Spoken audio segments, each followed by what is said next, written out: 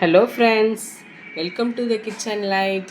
இன்றைக்கி நம்ம வீடியோவில் பிள்ளையார்பட்டி மோதகம் பார்க்க போகிறோம். வாங்க அதை எப்படி செய்யலான்னு பார்க்கலாம். மோதகம் செய்கிறதுக்கு பச்சரிசி ஒரு டம்ளர் அளவு எடுத்திருக்கேன். அதே டம்ளரில் 1/4 டம்ளர் வர அளவுக்கு சிறுபருப்பு எடுத்திருக்கேன். இப்போது ரெண்டுத்தையும் நல்லா கழுவிட்டு எடுத்துகிட்டு வரேன். கழுவிட்டு வந்தாச்சு. இப்போது ஊற வைக்கலாம். 1 மணி நேரம் அப்படியே ஊறட்டும் அரிசி. இப்போ 1 மணி நேரம் ஆயிடுச்சு. நம்ம தண்ணியை வடிகட்டிட்டு தண்ணி இல்லாமல் காய வச்சிடலாம்.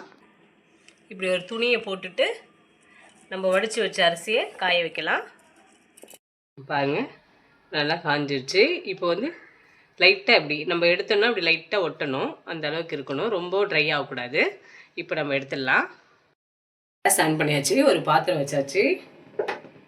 நெய் 1 ஸ்பூன் விட்டுடலாம். இப்போது நம்ம அரிசியை போட்டுடலாம். இப்போ அரிசி நல்லா வறுத்துக்கலாம்.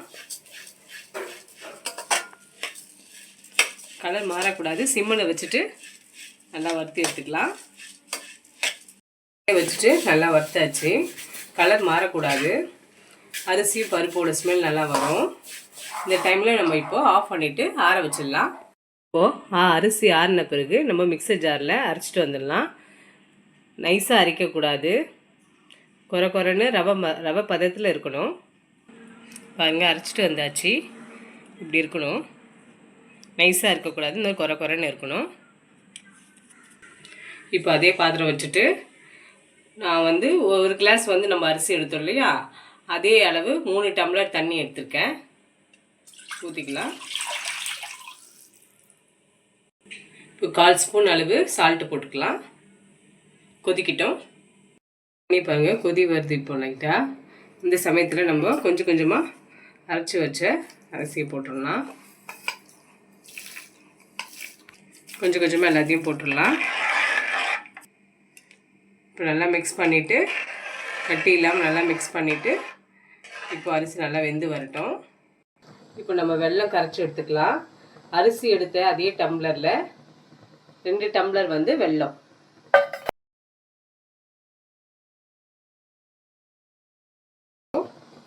வெல்லம் நனைகிற அளவுக்கு கொஞ்சம் தண்ணி விட்டுக்கலாம்.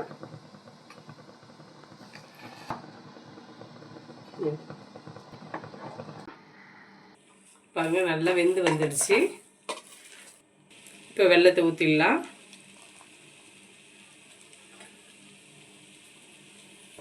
நல்லா மிக்ஸ் பண்ணிடலாம்.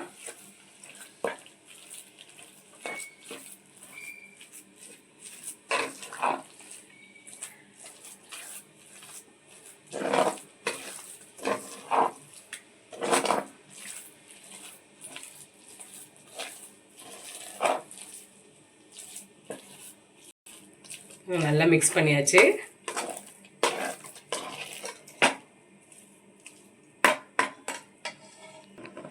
இப்போது தேங்காய் போட்டுடலாம். துருவி வச்சுருக்கேன் தேங்காய். ஒரு டம்ளர் அளவு இருக்கும். வெல்லம் எடுத்துலையே அந்த 1 டம்ளர் அளவு தேங்காய். நல்லா மிக்ஸ் பண்ணிடலாம்.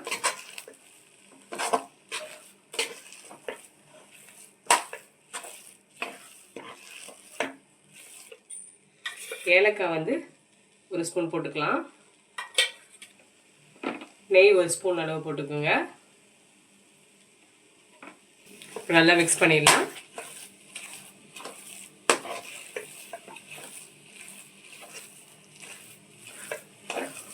அவ்வளோதாங்க, ரெடி ஆயிடுச்சு மோதகம்.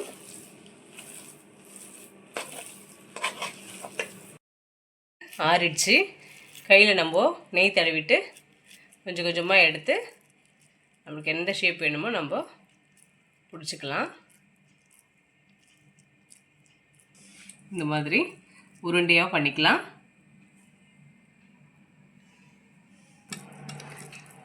இப்போது மோல்டுலேயும் நம்ம பண்ணிக்கலாம் ஷேப்புக்காக.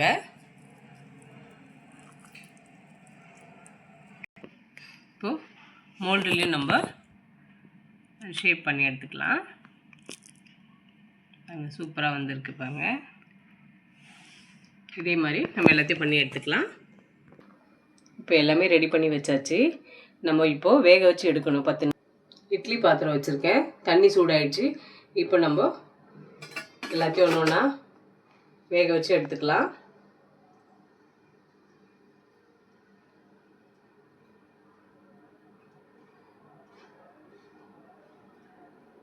பத்து நிமிஷம் வெந்தால் போதும்.